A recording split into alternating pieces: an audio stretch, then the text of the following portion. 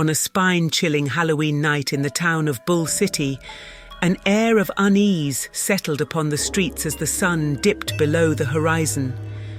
The town had always had a reputation for being eerie, with its mist-shrouded forests and centuries-old houses casting long, ominous shadows. But this Halloween, a darkness unlike any other descended upon Bull City. As the townsfolk gathered in the town square, setting up candy-laden tables for the approaching children, they couldn't shake the feeling that something was amiss. The wind howled like a tormented spirit, and the leaves rustled with secrets that refused to be told. As the clock struck midnight, the first trick-or-treaters emerged from the fog that had enveloped the town. They were not the lively children of Bull City, dressed in colourful costumes, but spectral figures in tattered clothing. Their faces were pale, their eyes hollow, and their presence sent shivers down the spines of the adults who watched. One by one, the adults handed out candy to the ghostly children, oblivious to the unnatural chill in the air and the sinister aura that surrounded them.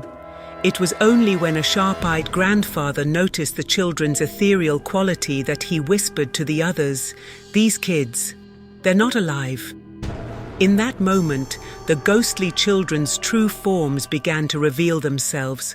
They hovered above the ground, their translucent figures bathed in an eerie, otherworldly light. The night seemed to grow colder as their spectral voices spoke in unison, chilling the hearts of those who heard them. "We have returned to claim what was taken from us," they intoned, their voices a haunting dirge. "You, who enjoy the sweets of Halloween, must pay the price." With spectral fingers, the ghostly children reached into the candy bowls, extracting not just candy, but memories. Memories of childhoods filled with laughter and trick-or-treating, memories of costumes and candies shared with friends long gone. The adults were forced to relive their own youthful Halloweens, but the joy was tainted with a creeping sorrow, for they had forgotten the true spirit of the holiday and neglected to honor the memories of the departed children. As the ghostly children withdrew, the candy bowls were left empty, and the adults stood trembling in the cold night, haunted by their guilt and fear. The ghostly children faded back into the mist, leaving behind a haunting silence. From that fateful Halloween night forward, the adults of Bull City never took the holiday for granted. They remembered the children who had returned from beyond the grave and the lesson they had imparted.